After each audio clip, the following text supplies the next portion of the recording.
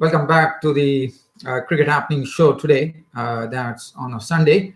And today it's going to be the third display in the final test match between Pakistan and South Africa, where one thought that Pakistan probably giving themselves a bit of a chance here.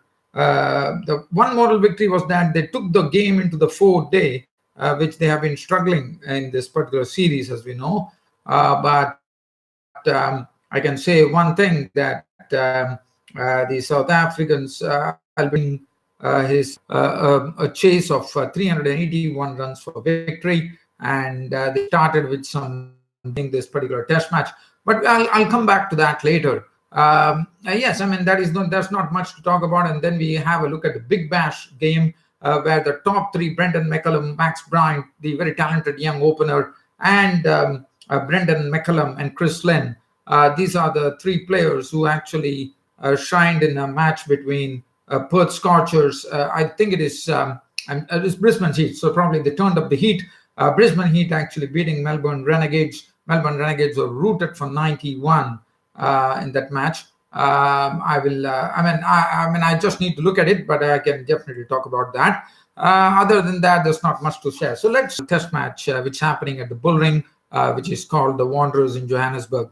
And today, one was looking forward. One knew that Hashim Amla was at the crease, but it did not take long for Pakistan to dislodge Hashim Amla from his pedestal, as yesterday did not do much. His wicket was taken by Hassan Ali, who took his wicket.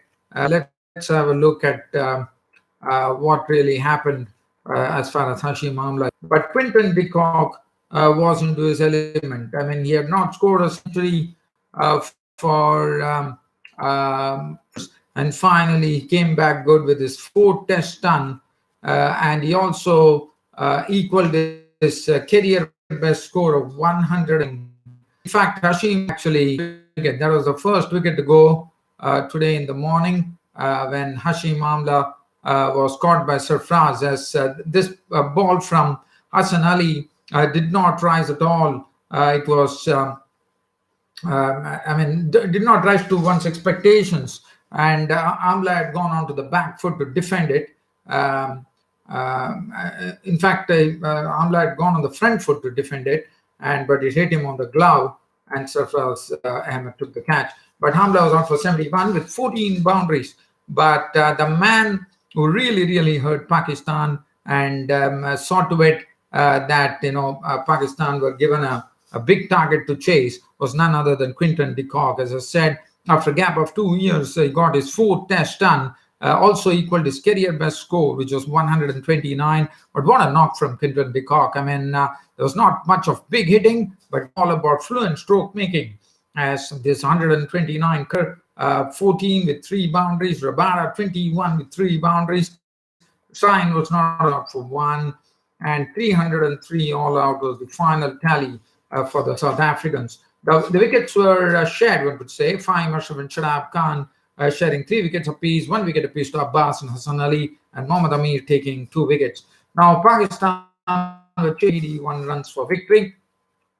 And one thought that Imam ul Haq, the openers Imam ul Haq and Shan Masood, got out there on a very positive note. They played on a very positive note, which was good to see. And the South Africans definitely were not able to find any loopholes there, as Imam ul Haq and Shan Masood defended well and also played some very good strokes as well to the loose deliveries.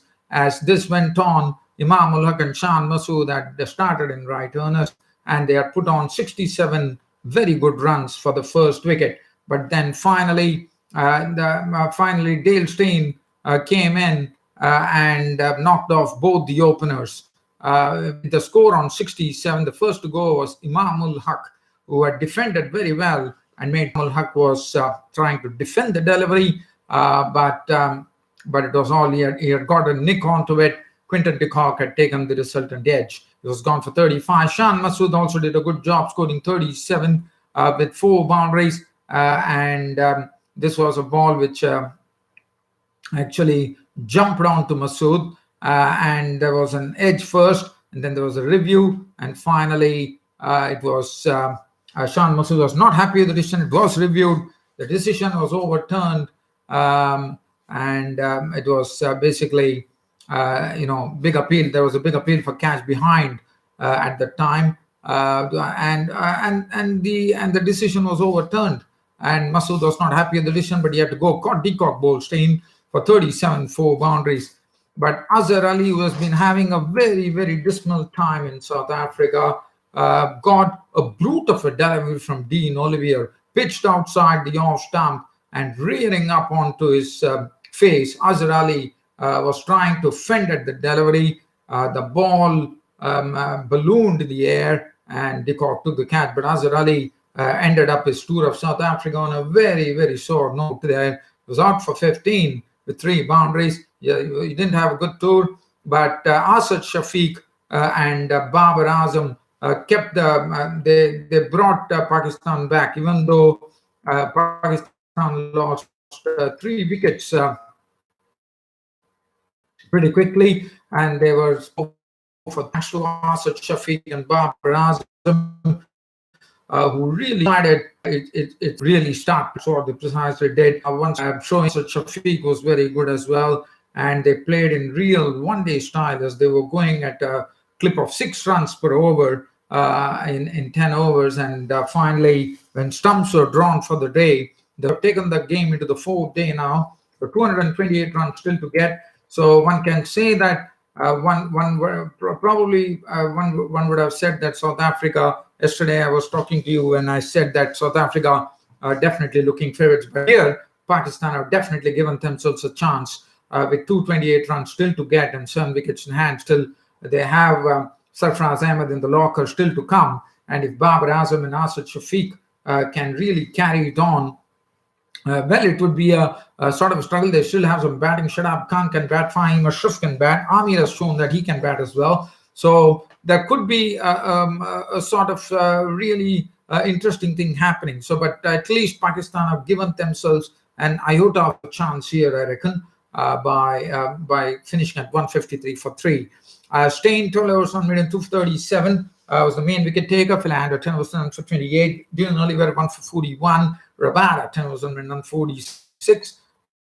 Won the stadium. So that's the match situation here. We're going to see a result tomorrow itself. I'm sure the match is not going to go into the 5th day. So tomorrow one would be knowing the outcome for sure, whether Pakistan won or South Africa won. If South Africa wins, they clean sweep the series. If Pakistan wins, they salvage something out of this test series, which has been a very tough one for them. And South Africans dominating wholeheartedly. So let's get on to some big bash league match.